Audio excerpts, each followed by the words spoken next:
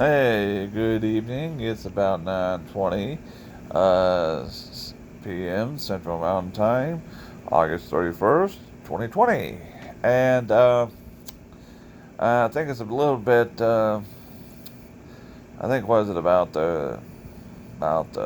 64 days, 63, 64 days until the elections. And I really do think that the incidents that happened last week in Kenosha, Wisconsin, are going to be the make it or break it moment for a lot of voters, because I think a lot of people who were kind of on the fence, I really can't see them walking away from this thinking, well, uh, they just shouldn't have been there. I cannot. I cannot imagine them thinking that, because I think a lot of people know that what this young man, this killer, I can say that because he did kill people, and he's charged with murder. And the court crimes is that he's been arrested on suspicion of murder, or he's been charged with murder. Allegedly, he murdered people, but he did kill them by fatally shooting them. Now, was it a justifiable killing, or is it a homicide? Or is it well, not a homicide, but a murder? That is what the courts are going to be able to determine. Now, ask yourself this question, ladies and gentlemen, boys and girls, and answer honestly. Do you actually think he had a right to be there? I mean, this wasn't in his backyard. This wasn't in his front yard. This was not in his neighborhood. It was not in his town. It was neither here nor there. He intentionally drove 20 miles or so, or was driven 20 miles or so, with the intention now of killing somebody. And anybody who knows good and well, if you have a gun in your possession, you have to be prepared to use it. You never aim a gun at somebody unless you intend to use it. These are not toys. And I know a lot of people out there don't make this a Second Amendment issue. You taught your kids, you taught your spouses, you taught everyone very well how to use them. You do not aim your rifles, shotguns, handguns, whatever at somebody unless you intend to shoot them. Even if it's not loaded, you still don't do it. Now, a lot of people are going to say, well, he was 17, he didn't know any better. Okay. So then by that rationale, we should move the enlistment age for the military up to maybe, 21? Well, hey, it's only about 365 days or less. What is the difference between 1 year, less than 1 year? Because at 18, he is very much able to enroll in the military. Enlist, whatever. I don't think any of that's going to happen to him. And I know a lot of people are going to say, well, Wisconsin no, they don't have a stand your ground law. And I do not think that the Wisconsin state legislature in the last 4 months of the year are going to have a special section to try to have one retroacted so they can try him under that. I don't think it's going to happen.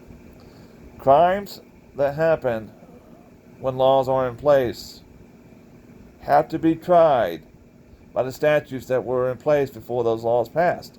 Hey, it happens.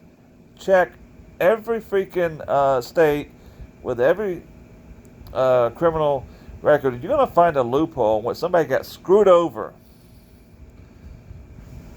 cannabis, for God's sakes. How many people are in jail, in prison to this very day, in states in which recreational cannabis use is very prevalent, or medical cannabis?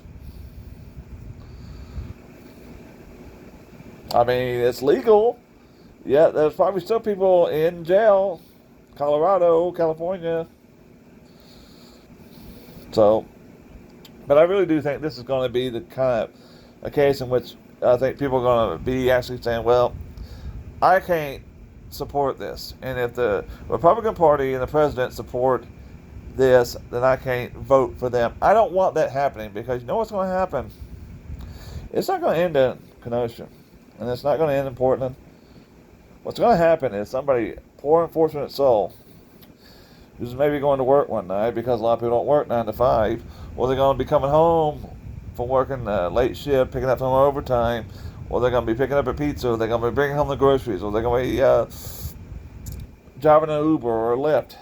They're going to unfortunately go into a neighborhood where there is a protest, and the cops are going to be there, and these idiots with their freaking guns are going to be there, and these people who have no agenda whatsoever on either side of these protests are going to get caught in the crosshairs. And then the finger pointing is going to happen. And then the victim blaming is going to happen. And it's going to be somebody who did not have a single parking ticket on their record. Somebody who wasn't even caught chewing gum in the 3rd grade, for God's sakes. And the right is going to try to paint them as a bad person, that they should not have been in that vicinity at the time they were asking for it. Boom. And then that's going to be, by that time we're going to be way too gone. Because this is what you wanted. You know, there was an interesting article I read somewhere a few months ago that said, a Trump presidency is exactly what a George Wallace presidency would be. If you don't know who George Wallace is, he tried to run in 1972 as a third party. He was a very, very vocal anti-integration person. He was very pro-segregation. And I think in latter years, after he was injured, he was shot himself on the campaign trail, and he was injured, paralyzed. And I think he finally realized that he did it mostly out of popularity, because Alabama people, he was governor of Alabama, they wanted that. They wanted that. And I don't know how true this is, but apparently he actually saw the error of his way and asked for forgiveness. And here's what the crazy part is. Black people who he angered, who he called the worst people in the world, who he had police and these same people put fire hoses on, beat them with billy clubs, attacked them with German shepherds, forgave him. Or at least some of them did. I don't blame those who never forgave him, because he was an awful person. But I don't think Trump is doing this for votes. He actually believes this. And you out there believe it too. And that's why you voted for him. Admit it. There's no age range either. It's 18 to 80. So you got to ask yourself this one question. What do you really want in America? Do you want people